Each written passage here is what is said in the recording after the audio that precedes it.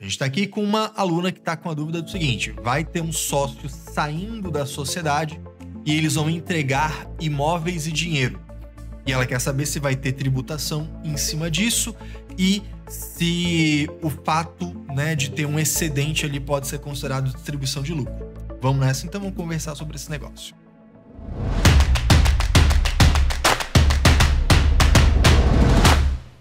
Uma empresa irá fazer uma dissolução parcial da sociedade, transferindo imóveis em construção e concluídos que estão no estoque como parte do pagamento. Também será pago valores em dinheiro. Os imóveis foram transferidos pelo custo, pelo valor contábil. Podemos considerar o excedente como distribuição de lucros e considerar rendimento isento, sendo que a empresa tem lucros acumulados e com relação aos impostos que devem estar em dia para a realização de distribuição de lucros, eles devem estar em dia na data da provisão dessa distribuição ou na data do pagamento do lucro ao sócio que saiu. Obrigado.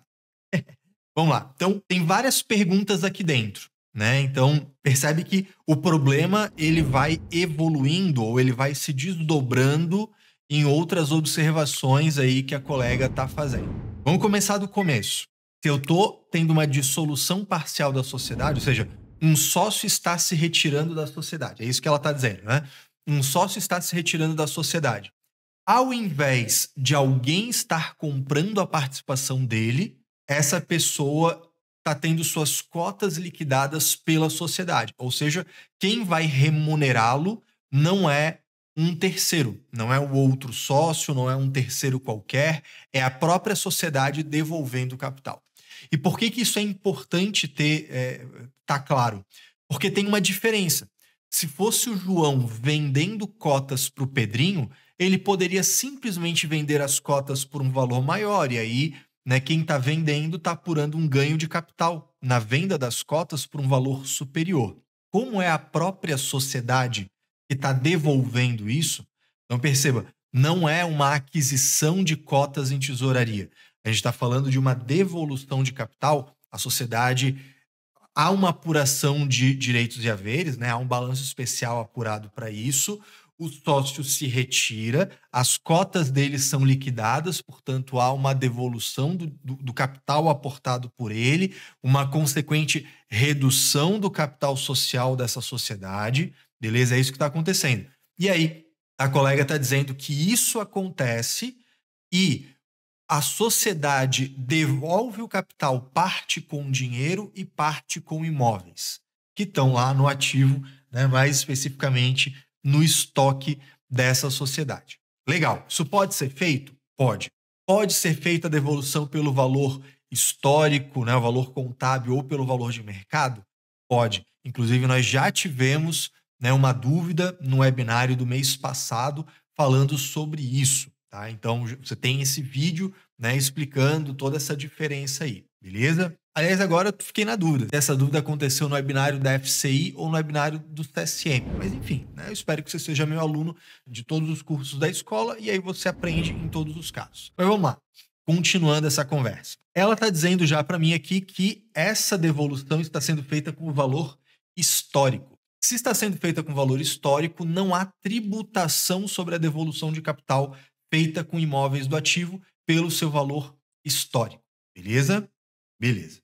Só que também foi dito o seguinte, olha, o montante, a soma da parada toda está superior ao capital social que deve ser devolvido para ele. Então, perceba, se eu tivesse só essa informação, eu estou dizendo o seguinte, a pessoa física teria um ganho, porque ela está recebendo valores superiores ao que ela teria direito numa devolução de capital pura e simples.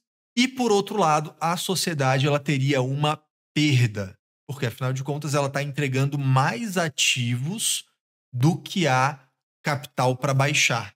Se a gente for pensar contabilmente, debitaria o capital social, teria um monte de crédito dos ativos que estão sendo baixados, então estaria sobrando valor a débito. E esse valor a débito seria uma perda, beleza? Só que a colega disse o seguinte, ó, Caio, ele também tem lucros acumulados. Ora, quando eu faço esse balanço especial para apurar direitos e haveres, não só o sócio ele tem direito, né, o sócio retirante, não só ele tem direito ao capital que está sendo devolvido, como ao lucro que lhe é de direito e que ele vai receber aquela distribuição. Né? Assim, olha, se tem lucros acumulados de períodos já apurados, inclusive do período apurado de forma intermediária até aquela data, esse lucro é de direito do sócio retirante. Tá? Então, por isso, inclusive, que a colega fala assim: eu posso provisionar, entre muitas aspas, provisionar, porque não é uma provisão no sentido contábil, né? É que a gente usa no coloquial da contabilidade, a gente fala de apropriar algo por competência, e provisionar a gente chama como se fossem sinônimos.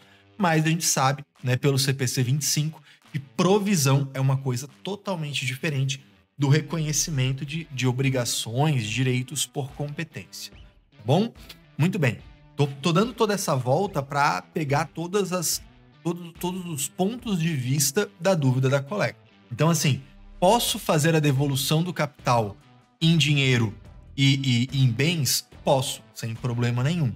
Se eu fizer a devolução do capital com bens pelo valor histórico, não há tributação sendo devida, beleza? O fato de haver um valor a mais do que o mero capital é justamente porque há esse lucro a ser distribuído. E aí eu tenho que pensar nos reflexos tributários da distribuição de lucro. Por quê? Porque a Receita Federal tem aquela famigerada solução de consulta, número 12 de 2012, em que a Receita Federal interpreta que a distribuição de lucro com bens do estoque deveria ser tributado como se fosse uma venda. Tá? Então, na minha opinião, se parte está sendo com imóvel, parte está sendo com dinheiro, e a gente tem essa solução de consulta que, apesar de ser absurda, ela existe, na medida do possível, seria interessante alocar os imóveis como devolução de capital. Assim, olha, os imóveis estão sendo devolvidos como capital social e o dinheiro é atribuído à distribuição de lucro. Isso é uma possibilidade, beleza?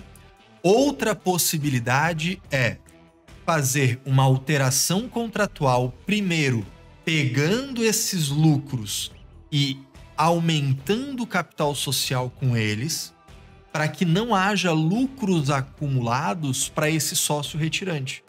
Então, os lucros acumulados são usados para aumentar capital na sociedade e depois acontece a dissolução parcial da sociedade com a liquidação das cotas desse sócio, a resolução da sociedade em relação ao sócio, devolvendo capital, tão somente capital social e nada sendo de lucro.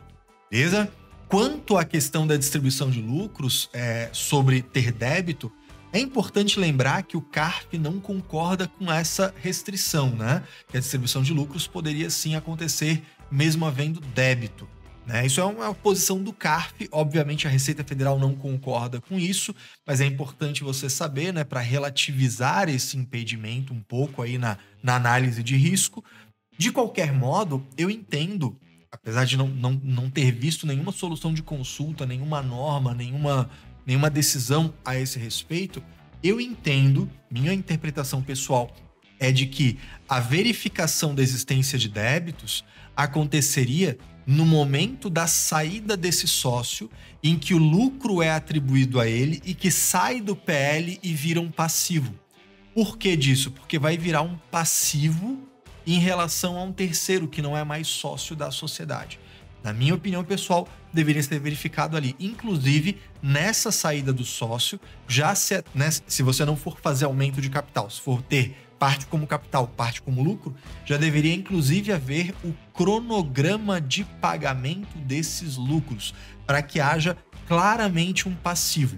Né? Um passivo enquanto uma obrigação presente, que é decorrente de eventos passados e que há o valor e a data de obrigação bem definidos. Né? Então você tem ali um passivo perfeitinho, né? Tira do PL, vai para o passivo e tá tudo certo. Na minha opinião pessoal, deveria ser verificado a existência de débitos da empresa nesse momento da destinação efetiva, tá bom?